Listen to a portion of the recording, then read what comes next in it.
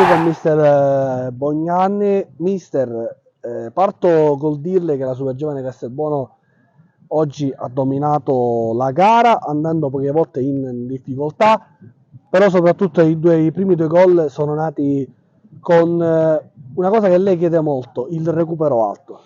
Sì, oggi abbiamo fatto una buona partita, i ragazzi stanno lavorando bene, già venivamo da un percorso abbastanza importante, stiamo lavorando sotto tutti i punti di vista.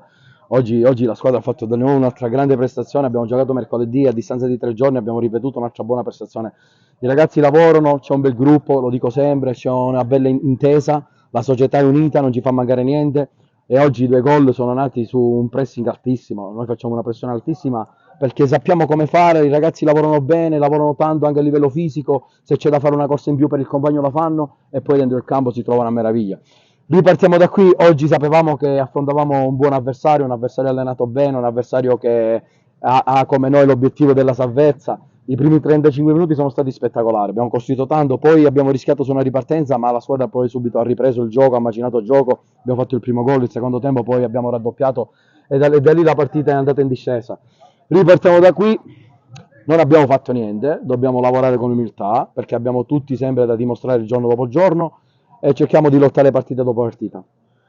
Prossima partita contro il Marineo, mister, ci sarà lo stesso approccio che ha visto oggi contro l'Aspra?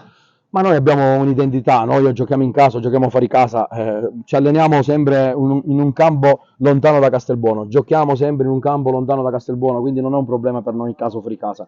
Noi abbiamo la nostra identità, andiamo a giocare alti, andiamo a prenderli, abbiamo le nostre uscite, lavoriamo nella fase di possesso, nella fase di non possesso, durante le transizioni, quindi qualsiasi avversario noi cercheremo di fare la nostra partita, sempre rispettando tutti. Sappiamo che è un campionato difficile, sappiamo che dobbiamo salvarci, quindi già anche testa alla prossima partita perché, ripeto, il Marineo è una buona squadra, ha giocatori di categoria e sappiamo che dobbiamo andare a fare una battaglia sportiva. Grazie mister Bognanni, in bocca al lupo per il futuro. Grazie a voi e un applauso soprattutto anche ai tifosi della Super Giovane Castelbuono che stanno facendo un po' di sacrifici, che vengono a vederci qua a Geraci, però ci spingono, ci stanno vicino.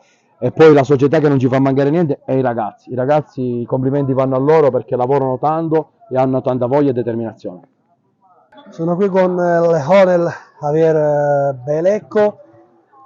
Oggi hai fatto un grande recupero alto, come chiede molto spesso mister Bognanni, e si è andato a segnare, anche complice l'errore da parte del portiere Demiere, però il tiro era veramente forte. Emozionato dopo il gol? Certo, sì.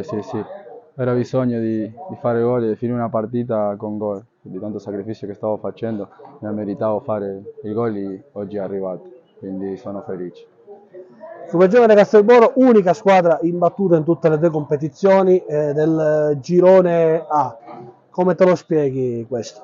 Niente, il sacrificio di ogni giorno, di ogni settimana, però dobbiamo essere calmi che ancora non abbiamo fatto niente. Passo passo, piano piano, come diciamo in Argentina. Prossima sfida contro il Marineo, come si approccerà questa gara secondo te? Niente, ora riposare, pensare in questi 2 giorni di fare un buon riposo, quando si penserà in questa partita, però come sempre dobbiamo vincere e vogliamo vincere.